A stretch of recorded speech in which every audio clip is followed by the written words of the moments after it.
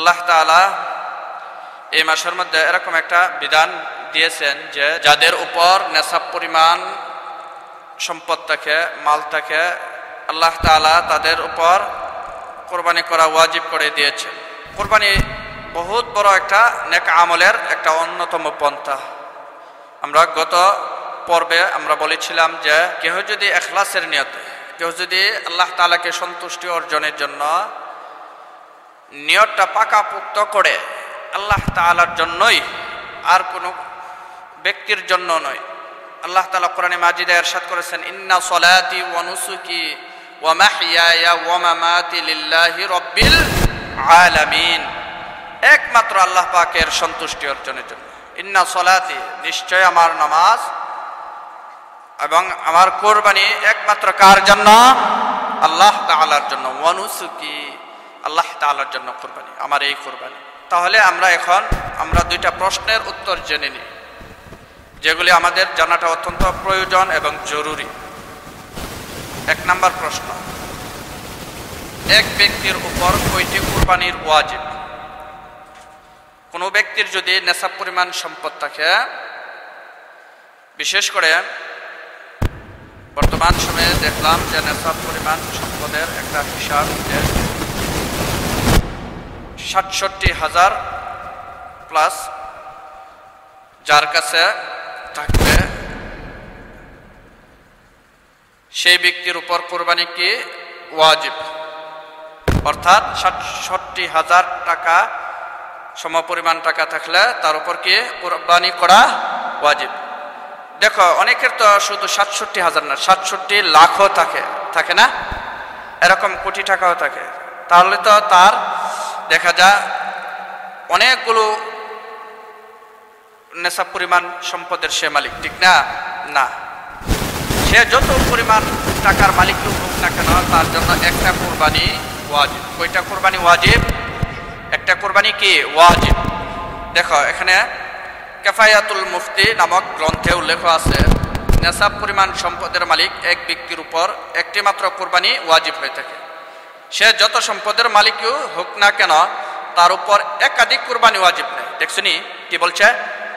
সে ৬৭,০০০ টাকার উপরেও যদি তার সম্পদ থাকে, ৬৭ লাখও যদি থাকে, হ্যাঁ, তার একাধিক কোরবানি পশু ওয়াজিব নেই। একটা কোরবানির পশু, একটা কোরবানি তার উপর কি ওয়াজিব। একজনের মালিকানায় যত নেশাবই জমা হোক, তার উপর কেবল একটি কোরবানি ওয়াজিব হবে। এই গেল একটি প্রশ্নের উত্তর। দ্বিতীয় প্রশ্নের উত্তর হচ্ছে ঋণ করে কোরবানি করা। অনেকের ঋণ রয়েছে, ঋণের বোঝা কাহারও এরকম সম্পদ যে সে মানুষের কাছ থেকে ধার করে এনে, ঋণ করে এনে পরিবার সংসার চালায়। সে এই যে ঋণ করছে, এখন ঋণ করে কি সে কোরবানি দিতে পারবে কি পারবে না? সেই সম্পর্কে ইনশাল্লাহ আমরা আজকে আলোকপাত করব।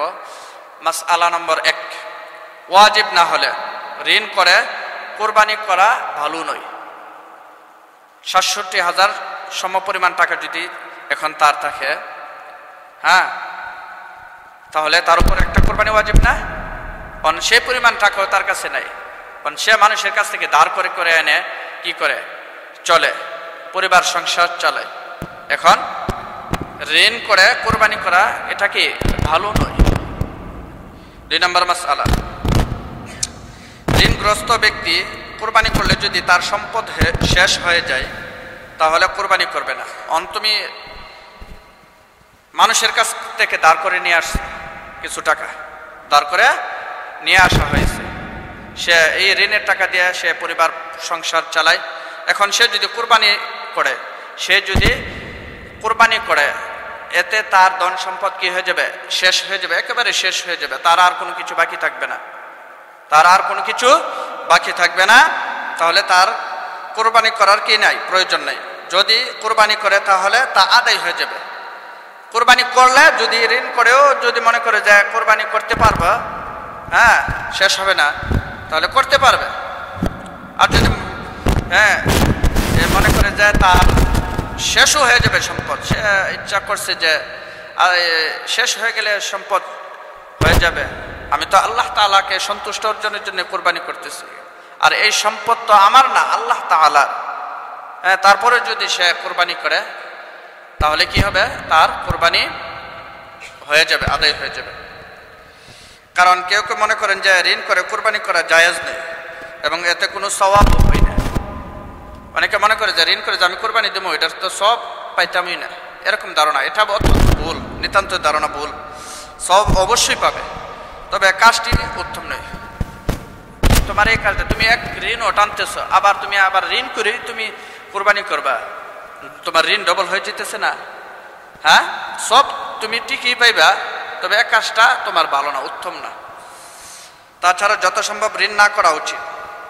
মাসআলা, ঋণগ্রস্ত ব্যক্তি ঋণ পরিশোধ করার ফিকির করা উচিত, সে কোরবানি করবে না, করলে সওয়াব পেয়ে যাবে।